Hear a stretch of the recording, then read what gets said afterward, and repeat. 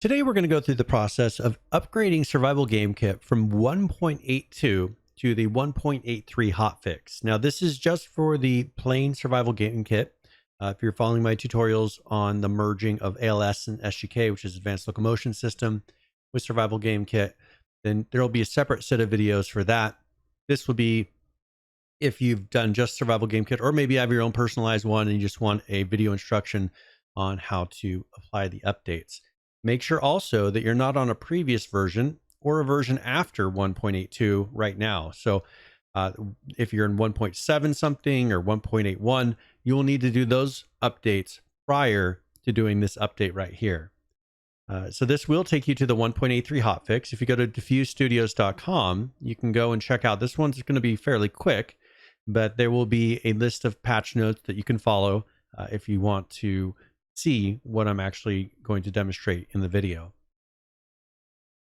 Let's get started. First of all, we're going to look at an issue with the build part destruction. And to do this, we need to first go open the player building component. So make sure you have Survival Game Kit selected. And in filters, let's search for player building component.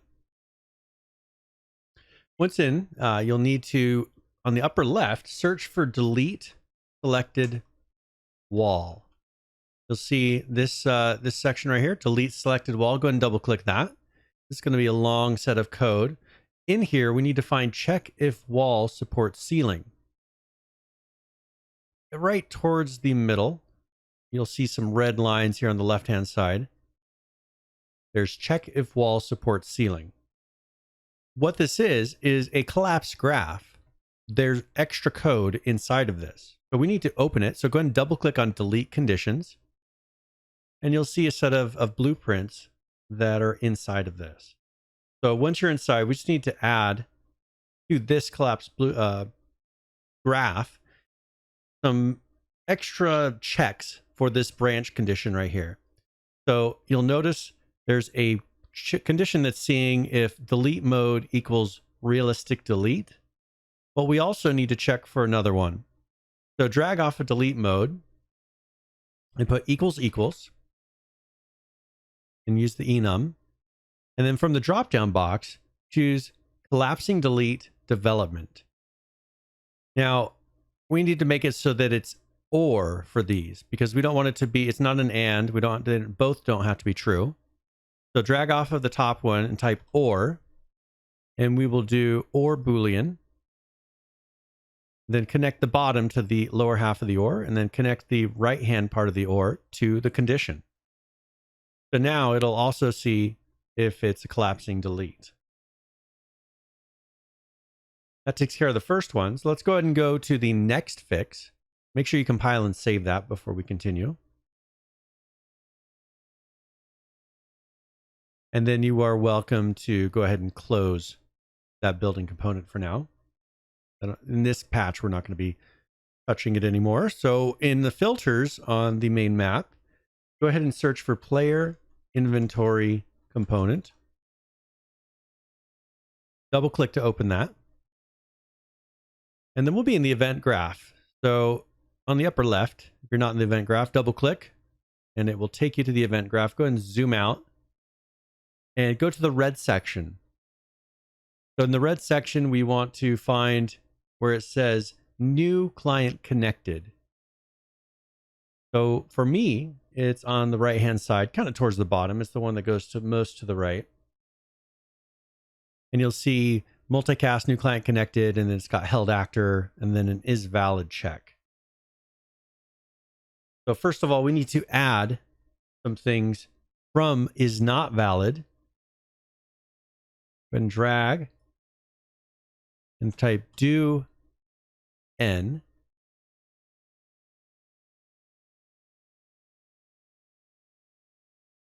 And you'll see here, do n, so you can allow something to execute to pass through only a certain number of times. So go ahead and select that do n.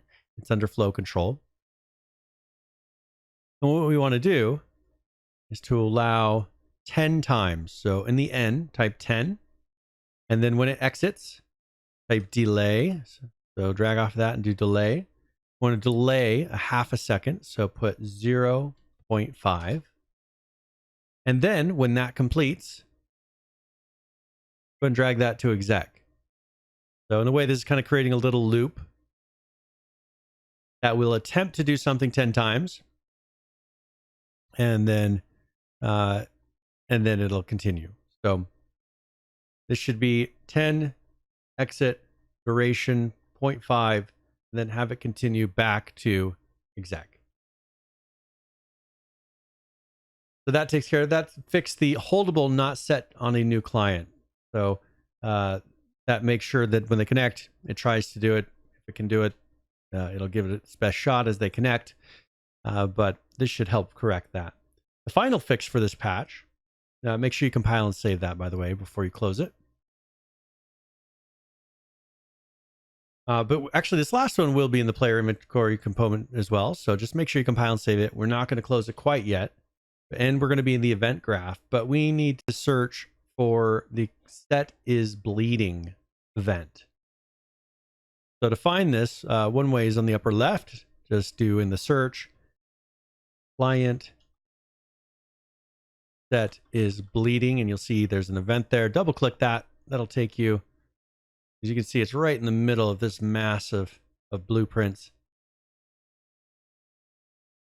And so go ahead and select client set is bleeding. And we want to make sure that this is run on owning client and it's reliable. So now setting that as reliable should correct that issue, compile and save it.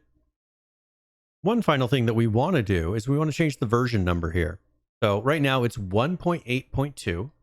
We need to change that to be 1.8.3. So in the level, go to where the text says the version number. In the level, there's a survival game kit and then version 1.8.2.